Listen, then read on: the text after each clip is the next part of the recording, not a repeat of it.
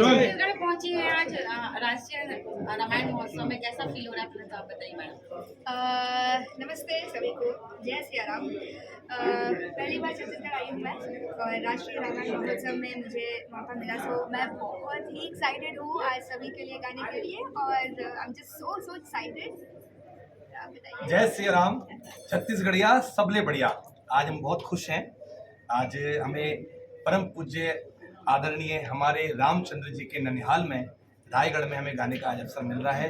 छत्तीसगढ़ शासन द्वारा जो भव्य आयोजन होने जा रहा है, हमारे आदरणीय अमरजीत भगत जी का ये आयोजन है और हमारे आदरणीय मुख्यमंत्री जी का हमें जो इनवाइटेड मिला है, इतना परम सौभाग्य है। आज हम लोग बहुत एक्साइटेड हैं। आज बहुत धूम मचाएंगे राम जी की भजनों। कौन किस तरह की प्रस्तुति करेंगे आज मंच में? डेफिनेटली हमारे राजा रामचंद्र जी का ननिहाल है तो आज बहुत धमाल होगा। राम जी के भजनों का भी आनंद लेंगे।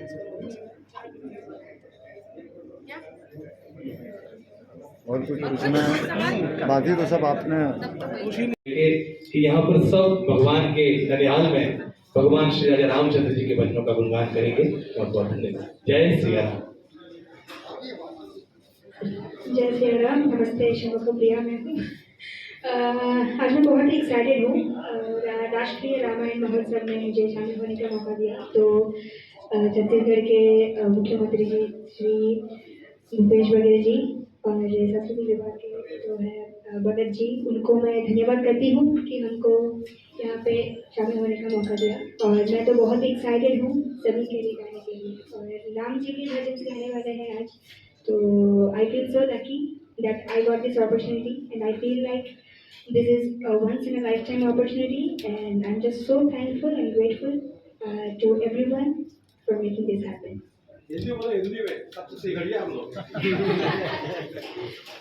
छत्तीसगढ़िया सबले बढ़िया। नहीं, मैं यही बोलने वाली थी कि थैंक यू सो मच सभी को कि मुझे हमको इतना अच्छा मौका दिया छत्तीसगढ़ वासियों के सामने परफॉर्म करने के लिए और रायगढ़ के वासियों और सब ग्रामवासियों के सामने परफॉर्म करने के लिए। So thank you so much for this.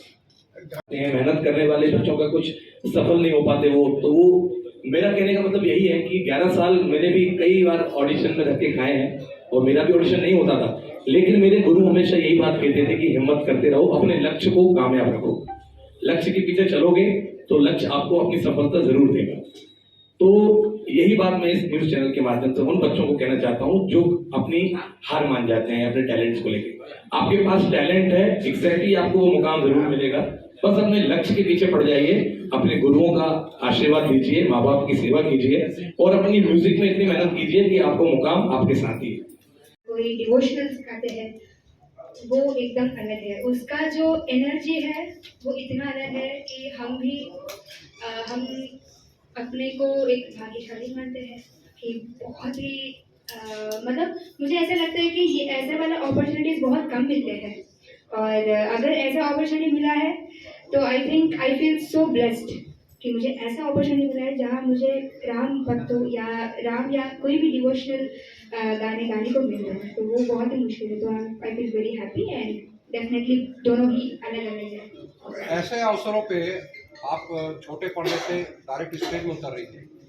छोटे पर्दे से सारेगामा से आप आए हैं, छोटे पर्दे से बड़े स्टेज में आप परफॉर्मेंस करेंगे और लाइव प्रोग्राम करेंगे। ऐसे अवसरों में किस प्रकार का नया तैयारी करना पड़ेगा जिसके चलते जनता को आप और बेस्ट कर दे सकें?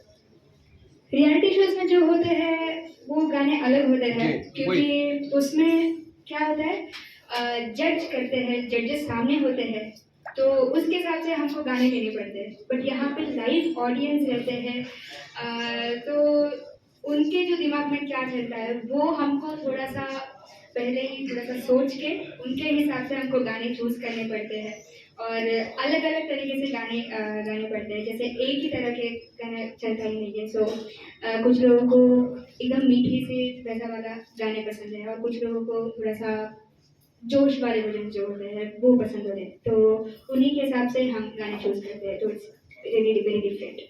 क्या लगता है ऐसे आयोजनों को लेकर सरकार लगातार प्रयास कर रही है, कलाकारों को आगे बढ़ाने का एक स्टेज मानती है, कलाकार वाकई आगे बढ़ते हैं ऐसे प्रोग्राम से और सरकारों को ऐसे आयोजन करते रहना चाहिए?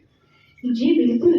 और मैं इस बात पे छत्तीसगढ़ के मुख्यमंत्री जी जो है बघेल जी और संस्कृति विभाग के जो है हाँ भगत जी, वो यहाँ पे छत्तीसगढ़ के जो लोकल टैलेंट है उनको इतना प्रमोट कर रहे हैं। I think it's very very very मतलब एक बहुत ही बड़ी बात है और ऐसे वाले लोग चाहिए, क्योंकि जो ट्रेडिशनल जो फोक या जो कल्चर जो भी गाते हैं उनको प्रमोट करना ही चाहिए और इंडिया में भी नहीं इंटरनेशनल में भी पेश करने का मौका देना है। So I think I really want to thank everybody for कि